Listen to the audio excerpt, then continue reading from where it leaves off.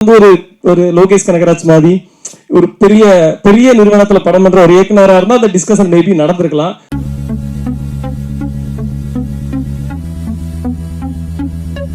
இப்போ சமீபமாக பார்த்தீங்கன்னா உங்கள் கதைக்களம் வந்து சூஸ் பண்ணுறதுலாம் அழகாக இருக்குது. ஏன்னா ஒவ்வொரு படத்துலையும் இப்போ லைனாக வந்ததில் வேறு வேறு கதைக்களமாக நீங்கள் அமைச்சிட்ருக்கீங்க.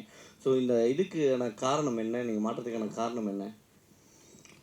இல்லை சார், உங்கள் கேள்வியிலே தான் பதில் இருக்குது. அதுதான் கதைக்களம் தான் ரொம்ப புதுசாக இருந்தது.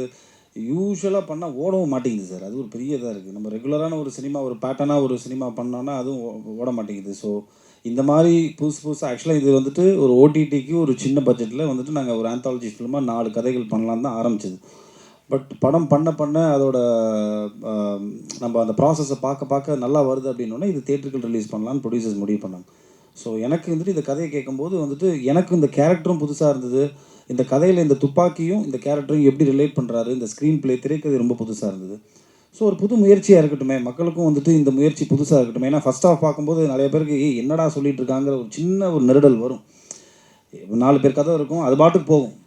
பட் செகண்ட் ஆஃப் பார்க்கும்போது தான் வந்துட்டு எனக்கு இந்த காளிதாஸில் தான் நடந்தது. ஃபஸ்ட் ஆஃப் பார்த்துட்டு வெளியில் வந்தோடனே ப்ரெஸ்ட்டை கேட்கும்போது என்ன ஜி பார்த்துட்டு சொல்கிறேன் ஜி அப்படி போயிட்டாங்க. செகண்ட் ஆஃப் பார்க்கும்போது தான் அந்த ஃபஸ்ட் ஆஃப்லேருந்து என்னென்ன அந்த மாதிரி தான் இந்த படமும்.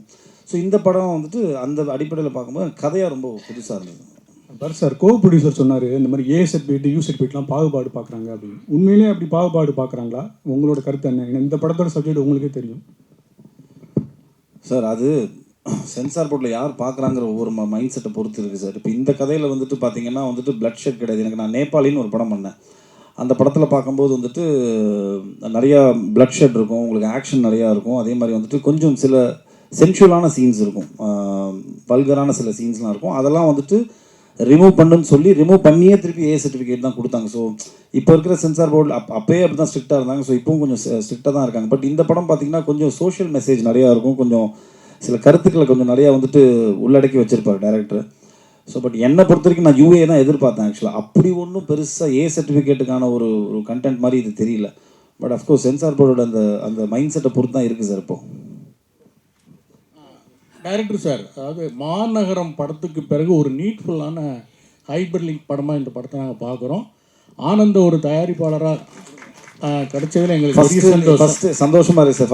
ஃபஸ்ட்டு ரிவ்யூ நீங்கள் தான் இப்போ கொடுத்தீங்க. ஏன்னா எங்கள் படத்தை நாங்களே உட்காந்து முன்மொழிஞ்சிட்டு இருக்கோம் மேடையில். நான் தான் சொன்னேன் நிறுத்துங்க, அவங்க பார்த்துட்டு கேட்கட்டும், கேள்வி கேட்டால் தான் ஏதோ ஒன்று சொல்லுவாங்கன்னு. ரொம்ப சந்தோஷம் சார். சரி, எங்ககிட்ட இருந்து ஒரு நல்ல தயாரிப்பாளர் வந்திருக்கிறதுல எங்களுக்கு ரொம்ப சந்தோஷம். அப்புறம் டைரக்டர்கிட்ட ஒரு கேள்வி, இந்த படத்தில் வந்து ஒரு துப்பாக்கி பல கதைகளில் ட்ராவல் ஆகுது. எல்லா கதைகளுக்குமான தீர்வையுமே அந்த துப்பாக்கி தான் தருது. இது வந்து வன்முறையை முன்வைக்கிறது மாதிரி ஆகாதான்? நிச்சயமாக நீ கேள்வியில் நியாயம் இருக்குது. அதுக்கு தான் நான் செகண்ட் பார்ட்டுக்கு ஒரு லீடு வச்சுருக்கேன். ஸோ அந்த செகண்ட் பார்ட்டில் வந்து கண்டிப்பாக அதை வந்து நீங்கள் துப்பாக்கி தீர்வாக இருக்காது அப்படிங்கிறத நம்புகிற மாதிரி ஒரு கதை பண்ணுவேன் கண்டிப்பாக.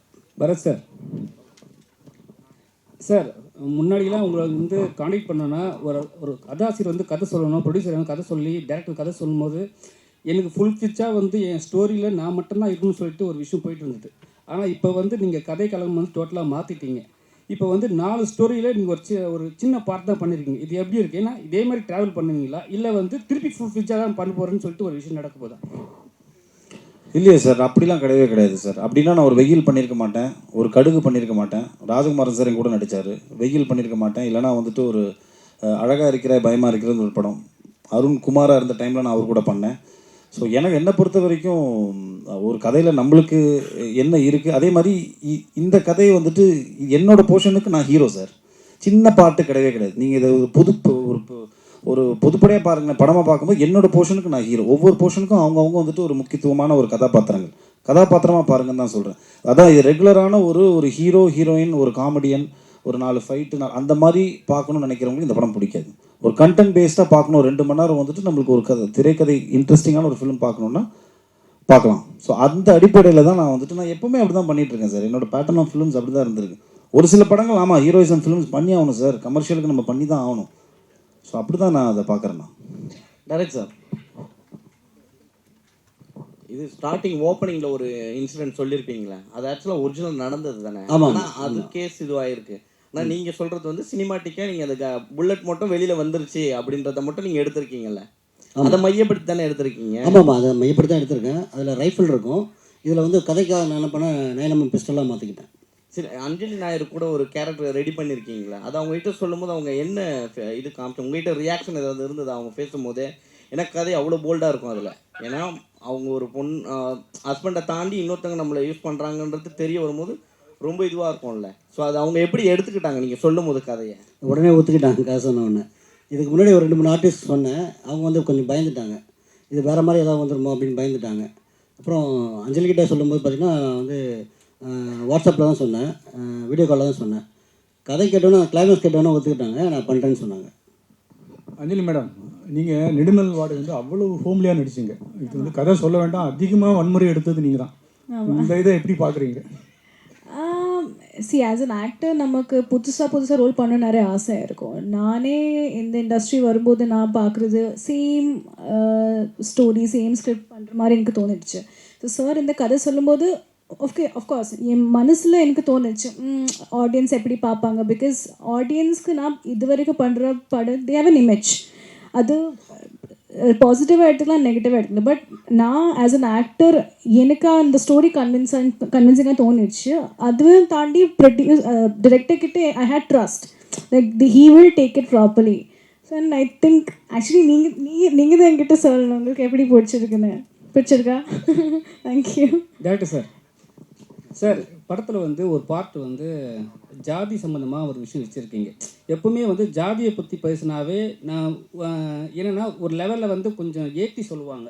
ஆனால் நீங்கள் சட்டெல்லாம் சொல்லியிருக்கீங்க. ஆனால் வந்து அந்த ஜாதி பெருமையை காட்டுறதுக்காக ஒருத்தர் சொல்கிற போது இந்த இடத்துல அந்த சோஷியல் இஷ்யூ இங்கே நிறைய இருக்குது, சரிங்களா? அது ஏதாவது உங்களுக்கு வந்து பாதிக்குமா? இல்லை புரியல, உங்கள் கேள்வி எனக்கு புரியல, சாரி. என்னென்னா இப்போ வந்து ஜாதி பெருமை பேசுகிறவங்க தான் வந்து கீழ்மட்ட ஜாதியை வந்து கொல்றாங்கன்னு சொல்லிட்டு ஒரு விஷயம் வச்சுருக்கீங்க. ஸோ அது வந்து இந்த கொல்றதுனால இப்போ இருக்கிற சிச்சுவேஷனுக்கு, ஏன்னா இப்போ இருக்கிற வந்து ஜாதி நீங்கள் கூட பார்த்துருப்பீங்க மலம் கலந்த விஷயம்லாம் நடந்திருக்கு. ஸோ இந்த விஷயம் வந்து இந்த படத்துக்கு பாதிக்குமா? கண்டிப்பாக பாதிக்காதுங்க, நான் அப்படி ஒன்றும் சொல்லி அதில் இல்லை. என்னென்னா ஜாதி பெருமையை பேசுகிறவங்க தான் வந்து ஜாதி கீழே இருக்கிறவங்க வந்து கொல்றாங்க, சரிங்களா? ஏன்னா அவங்க எதிர்க்க முடியாத லெவலில் வந்து கீழ் ஜாதி ஆளுங்க இருக்காங்களா? இல்லை அப்படிலாம் இங்கே யாருமே இல்லை. இப்போ இந்த கதைக்கு அது தேவைப்பட்டுச்சு அப்படின்றதுனால தான் அதை வச்சேனே தவிர அப்படி யாரும் இல்லை. இங்கே ஓரளவுக்கு எல்லாமே படிக்க ஆரம்பிச்சிட்டாங்க. எல்லாமே ஓரளவுக்கு சென்னையை பொறுத்த வரைக்கும் அந்த பாகுபாடு கொஞ்சம் ஓரளவுக்கு கம்மியாக தான் இருக்குது. சார் இந்த சென்னையில் நான் சென்னையில் பிறந்து வளர்ந்தேன், அதனால் அப்படின்னு நினைக்கிறேன். சார் இந்த கதைகளே வந்து அபிராமியோட கதை தான் எனக்கு ரொம்ப பிடிச்சிருந்தது. காரணம் என்னென்னா துப்புரவு தொழிலாளனாலே அவ்வளோ போதிய அறிவு இல்லாதவங்க, படிப்பு இல்லாதவங்கன்னு அப்படியான ஒரு சித்திரம் இருக்கும்போது ஒரு பையனை கூட திருநங்கையாக மனப்பூர்வமாக ஏற்றுக்கிற ஒரு ஒரு புதிய விஷயமா சொல்லியிருந்தீங்க. அது மட்டும் இல்லாமல் திருநங்கைக்கும் அவர்களுடைய உடம்பு வந்து சுத்தமாக இருக்கணும்னு விரும்புகிறாங்க. குடும்ப சொன்னால் அவங்களுக்குமே கர்ப்பம் இருக்குது அப்படிங்கிற ரீதியில் ரொம்ப புதிய விஷயம் சொல்லியிருக்கீங்க. இந்த நபர்களை நீங்கள் யாராவது சந்திச்சிருக்கீங்களா, இல்லை முழுக்க இது உங்களுடைய கற்பனையா? இல்லை கற்பனையாக இருக்குது, நம்ம படிக்கிறோம் இல்லைங்களா. ஸோ இதை சார்ந்த சில புத்தகங்கள் படிக்கும்போது அதன் வர தாக்கம் தான் எனக்கு. சார் நிறைய இந்த திருநங்கைகள் நம்ம பார்க்கும்போது பார்த்திங்கன்னா ரோட்டில் பிச்சை எடுக்கிற மாதிரியும் பாலியல் தொழில் பண்ணுற மாதிரியும் பார்த்துட்டே இருக்கும். ஸோ அவங்க வந்து அவங்களுக்கு இதை விட நிறைய படிக்கிறவங்க இருக்காங்க, ரைட்டர்ஸாக நிறைய பேர் இருக்காங்க. ஸோ அவங்களாம் நான் நிறைய மீட் பண்ணியிருக்கேன், அவங்களாம் பேசியிருக்கேன், பழகியிருக்கேன். ஸோ அந்த தாட் நமக்குள்ளே இருந்துகிட்டே இருக்கும். ஸோ வேறு மாதிரி எதாவது காட்டலாமே அப்படின்றதுக்காக தான் அவங்க வந்து எப்படி மாறுறாங்க அந்த பக்கமே நான் போகல.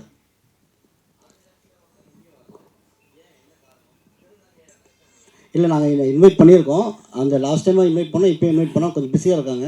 அவங்க வந்து மிஸ் யூனிவர்ஸ் வந்து 2nd ப்ளேஸ் வின் பண்ணியிருக்காங்க.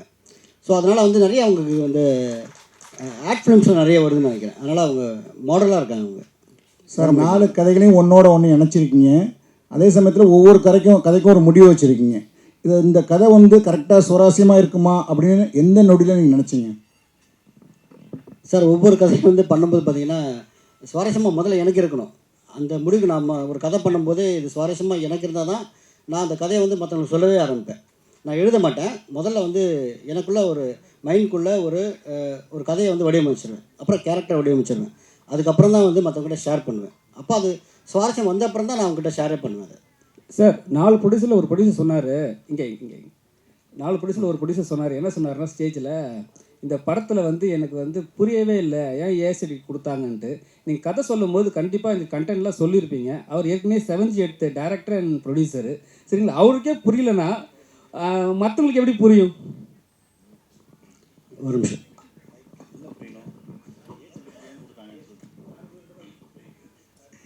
இல்லை புரியலன்னு சொல்ல, இது அந்தளவுக்கு வன்முறையான கதையும் இல்லை.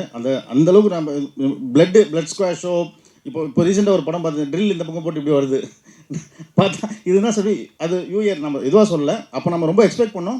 இதில் வந்து நீங்கள் இப்போ ஆல்மோஸ்ட் டெலிவரி சீன்ஸ் நம்ம நெக்ஸ்ட் பண்ணுறோம். ஒரு 25 மினிட்ஸ் நம்ம கட் பண்ணிடுவோம் ஃபுட்டேஜ். கட் பண்ணிவிட்டு மறுபடியும் போய் நம்ம அதே சர்டிஃபிகேட் தான். அப்போ நம்ம கட் பண்ணாமல் இருக்கோம் இல்லையா? அதுவும் வந்து தப்பான இதில் ஆர்கியூமெண்ட்ஸ் தான், டிஸ்கஷன்ஸ் தான், அதெல்லாம் கட் பண்ணிட்டு சொல்லிட்டாங்க. இது நெக்ஸ்ட் இதில் இன்னும் நம்ம அதில் என்னென்ன சேஞ்சஸ் பண்ணியிருக்கோம்னு சொல்லிட்டு நாங்கள் நெக்ஸ்ட் இதில் சொல்கிறோம். அது டேரக்டர் சொன்னதான் நல்லா இருக்கணும். இது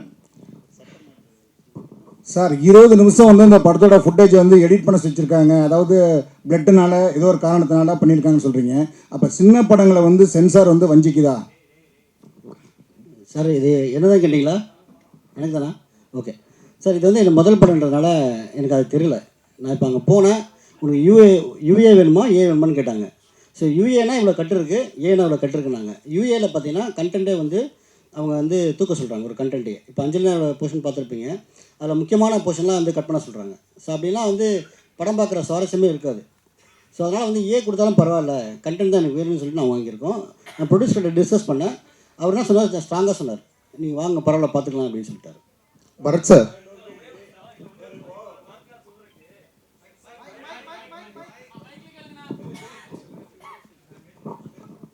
இல்லை அவர் சொல்ல மறந்துட்டாரு.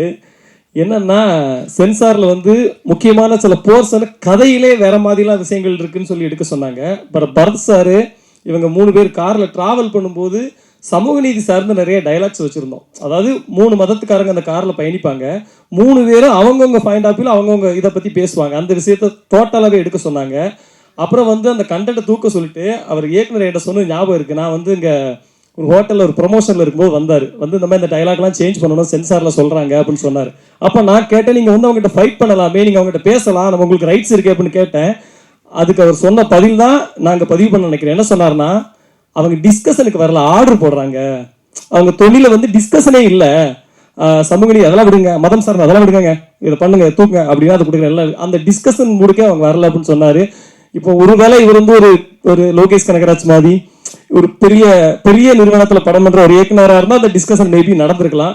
அவர் எளிய இயக்குனர், எளிய நிறுவனங்கிறதுனால அந்த டிஸ்கஷனுக்கு சென்சார் வரலன்னு நினைக்கிறேன்.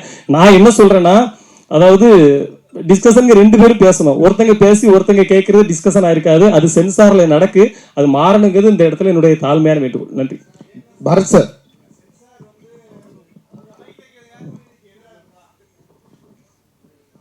சார் அதான் சொன்னேனே, இது வந்து எனக்கு முதல் படம்ன்றதுனால அவங்க எப்படி என்கிட்ட நடந்துக்கிட்டாங்க, இப்படி தான் நடந்துப்பாங்களான்றது எனக்கு தெரியல. இதுதான் ஃபஸ்ட்டு படம்ன்றதுனால. ஸோ அடுத்த படத்தில் இந்த மாதிரி கொஞ்சம் தெளிவாக இருப்பேன்.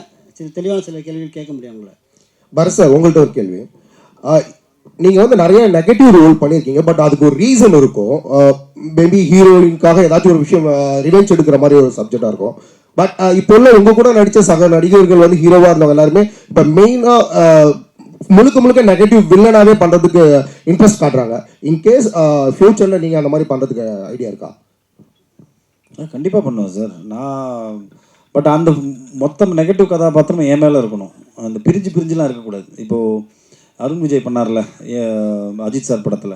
ஸோ அந்த மாதிரி இருந்துச்சுன்னா, நல்ல டேரக்டர் இருந்துச்சுன்னா, நம்மளுக்கு நம்ம பண்ணுற ஒரு எஃபர்ட், நம்ம போடுற அந்த இன்வெஸ்ட்மெண்ட் வந்து யூஸ்ஃபுல்லாக போய் சேரும். இல்லைனா சும்மா ஏனோ தானோன்னு பண்ணுறது வேஸ்ட். கண்டிப்பாக பண்ணுவேன் சார். ஏன்னா இன்ஃபேக்ட் ஏதோ ஒரு இன்டர்வியூவில் கூட ஒரு விஜய் சேதுபதி கூட சொல்லியிருப்பார், நெகட்டிவாக பண்ணுறது தான் இன்னும் ஆக்சுவலாக மீட்டர் அதிகம், இன்னும் நிறையா பெர்ஃபார்ம் பண்ணலாம், இன்னும் எக்ஸ்ட்ராவாக வந்து நம்மளால் வந்துட்டு ஒரு ஸ்டெப் போய் பெர்ஃபார்ம் பண்ண முடியும். ஸோ கண்டிப்பாக நான் பண்ணுவேன். வெறும் இந்த 4 பேர் தானே, இந்த சைடெல்லாம் சைலண்ட்டாக இருக்காங்களே. புரியல சொல்லுங்க சார். படத்துக்கு டைலாக் ரைட்டர் வந்து ஜெகன் கவிராஜ்.